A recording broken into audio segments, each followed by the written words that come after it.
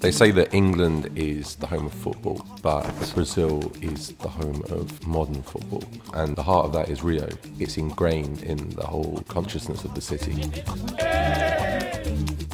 I'm Andrew Dickens. I'm a journalist. I'm currently film editor at Shortlist magazine. In my time, I have done a lot of sports journalism, and I'm a massive, massive football fan. I want to go around the city and I want to discover the ingredients that make a Brazilian footballer. Rodrigo, a local tour guide, has agreed to show me around the favela, Pavalzinho, and set up a game between me and some of the local players. So this is quite typical in the favelas, like little kids playing. Yeah, like especially like in the poor neighborhoods in the favela.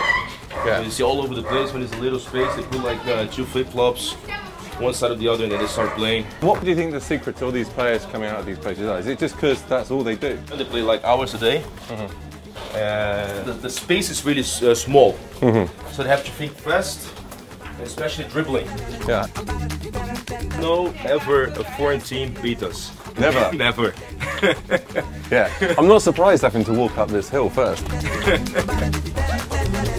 I feel somewhat privileged to be able to see an area of Rio that tourists wouldn't have got anywhere near a few years ago. The matches take place at the summit.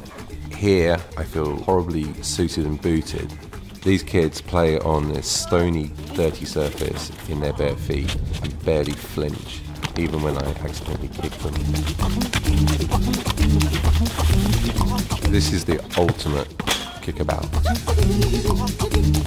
I could have played there all day, very, very happily, and if the sun hadn't gone down, I probably would have done.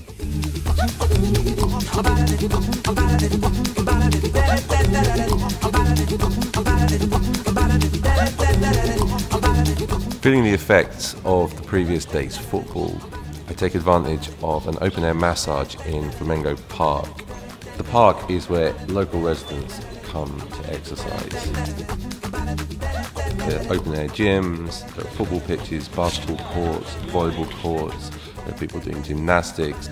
This city just loves sport, which is probably the reason why the Olympics is coming here in 2016.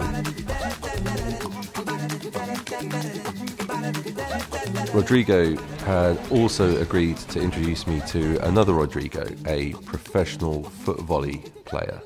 Foot volley is basically volleyball, but without using your hands. Before diving into a match, it's good to have a little rundown of the basics. Running around in sand just drains you of every ounce of your energy. It's an amazing workout and it beats going to the gym hands down. When it comes to the game, finding opponents is not hard. Rio is one of the friendliest cities I've ever been to, and you can turn up with or without a ball and get a match. I'm beginning to see how the lifestyle creates a Brazilian footballer. In the favelas, they play in tight spaces, so they have to have fast feet, they have to learn to dribble. On the beaches, it's about control, it's about balance.